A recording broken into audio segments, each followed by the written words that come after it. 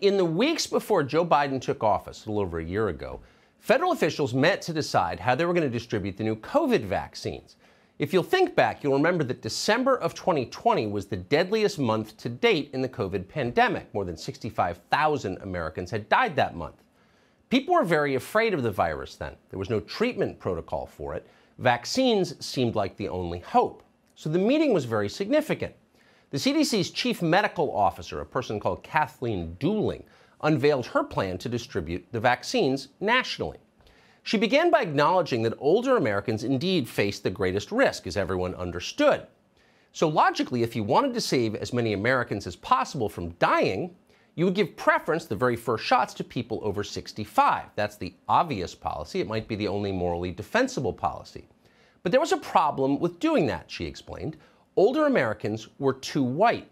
As Dooling put it, quote, racial and ethnic minority groups are underrepresented among adults age 65 and older.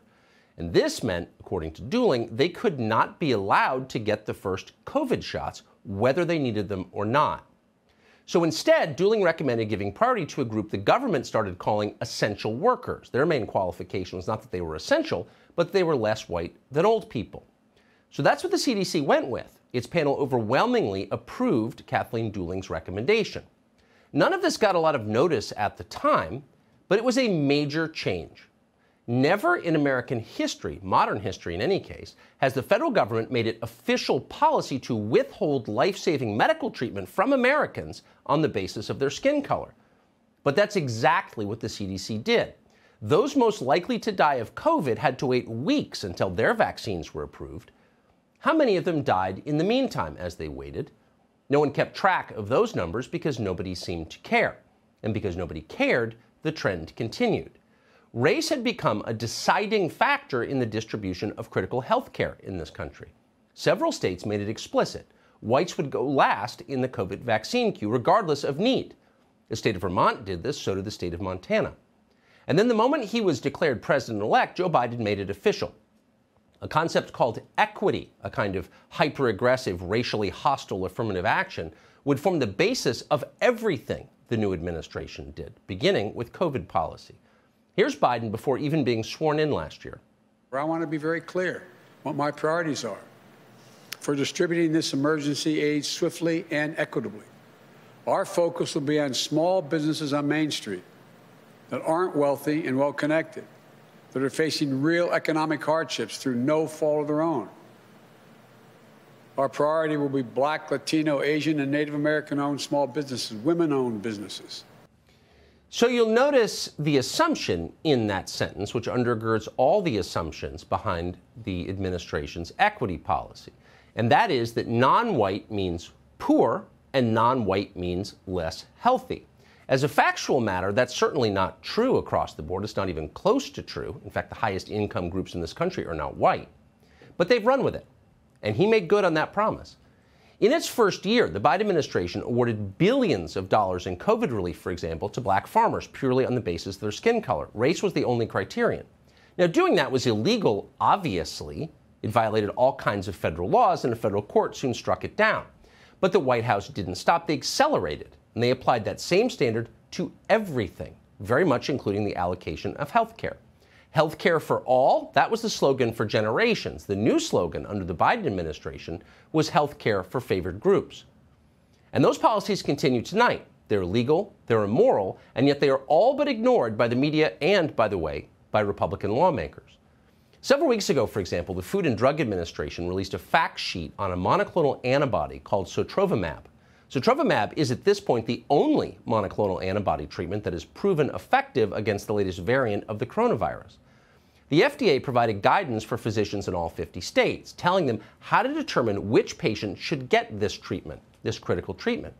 Physicians, the FDA explained, should consider, quote, race and ethnicity as they administer treatments. And so physicians are doing that across the country. In Utah, COVID patients are triaged by a scoring system that determines whether or not they qualify for these potentially life-saving antibody treatments. Look at this chart. It shows the scoring system. You'll notice that race often counts more than physical health. The state of Utah, for example, gives 2 points to anyone simply for not being white. You win if you're not white. If you have congestive heart failure at the same time, you get 1 point. So if you're a white congestive heart failure patient, that's not enough for you. It's the same story in Minnesota. Minnesota awards 2 points to so-called BIPOC patients. That means anyone who's not white. If you have high blood pressure and you're 60 years old, you get 1 point. So tough luck for you. Imagine if that was one of your parents. It is one of someone's parents. In New York, writes Aaron Sabarium in a shocking new piece for the Washington Free Beacon, quote, racial minorities are automatically eligible for scarce COVID-19 therapeutics regardless of age or underlying conditions. It doesn't matter what kind of health they're in.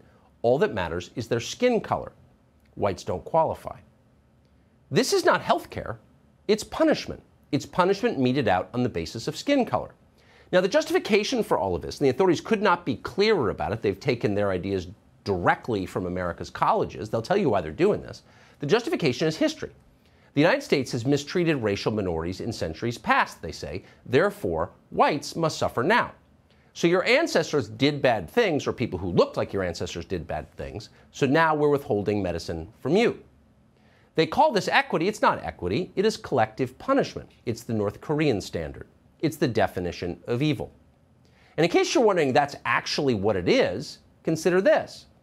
A young Haitian man could cross our border illegally today. Many have. That person could show up at a clinic in New York tomorrow for COVID treatment and get preference over an elderly American citizen purely because of his appearance. Think about that. The Haitian has not suffered from systemic racism in America, whatever that is. He just got here, but he goes to the front of the line anyway. Now, that's not a criticism of the Haitian. It's not his fault. He didn't make the rules. But the Americans who did make the rules clearly didn't make them on the basis of public health. They made them in an effort to hurt a specific group of Americans, and they're succeeding. This is happening everywhere, even in places you would never expect it to happen. Watch as this man talks to an employee at a Texas medical facility to find out exactly what their policies are. So I'm not gonna be able to get it today? Because I don't qualify? Yeah. What if I like smoke and vape? I heard that was Negative. No? Okay. But if I were black and Hispanic, Right. then I'd be able to qualify? Yeah. Okay. So I'm being denied medical service because of my race, is that? That's the criteria.